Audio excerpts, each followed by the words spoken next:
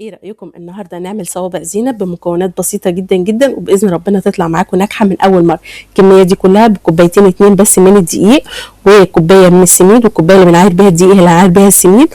على طرطوفة المعلقة الصغيرة خميرة فورية، وزيها سكر علشان الخميرة تتفاعل. وقلب قلب قلب الكلام ده كله كويس، ونحط نص معلقة كده من النشا علشان تديها قرمشة، وحوالي ربع فنجان من الزيت، ونقلبهم كويس مع بعض. ومن نص كوباية لكوباية الا ربع من المية الفترة للعجن.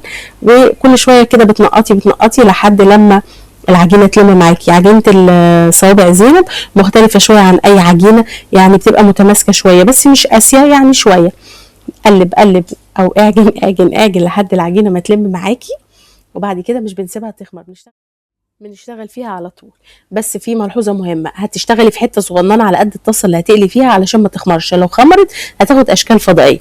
طبعا انسب طريقه بالبتاعه دي اللي انتوا هتشوفوها الشبكه اللي في ايدي دي. الاول بنقطع مثلا حوالي 10 على قد الطاسه بتاعتك ما هتاخد، بقطعهم كور صغنونه، وببتدي الفها زي صابع الكفته كده، وعلى المصفى كده اهو. بصوا اهي، وقفلي من الجناب اهو. بصوا اسهل طريقه تشكيل في الحياه اهو. بس ما تكبريش الصباع وما تخنيش الصباع، عشان لما بتتحط في الزيت بتنفش شويه اهي. فصغري الصباع علشان لما تحط في الزيت يبقى حجمها زي اللي انتم شايفينه، وبرده على حسب ذوقكم، حابينها كبيره صغيره طويله قصيره تخينه رفيعه براحتكم. طبعا انا بعمل كميه صغيره كميه صغيره واقلي، كميه صغيره كميه صغيره واقلي، علشان طبعا ما تخمرش وتنفش وتاخد اشكال فضائيه في الزيت. تعالوا مع بعض نقلي شويه كده. الزيت معايا في الاول يكون سخن، مش نار، لا سخن. وبنزل بصوابع زينب، بعد كده بخلي النار معايا هاديه خالص، علشان الصوابع زينب تستوي من جوه، مش تاخد لون من بره وتبقى نايه من جوه، لا تستوي من جوه. بصوا النار ايه، هاديه خالص، اكيد انتم واخدين بالكم اهو. بصوا اهو، عشان تستوي براحتها خالص وتبقى مقرمشه من بره وحلوه كده ومستويه من جوه، ما تبقاش عجينه لسه اهو.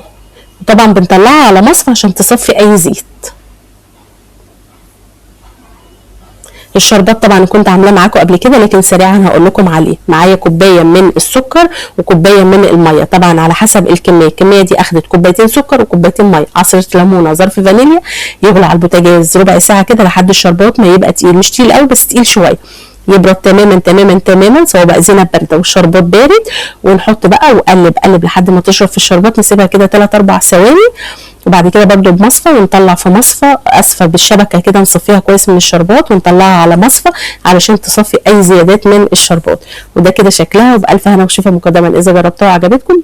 ولو انتوا جداد على قناتي على اليوتيوب ولسه ما اشتركتوش في قناتي، ارجو منكم الاشتراك، وما تنسوش تعملوا لايك قبل ما تخرجوا.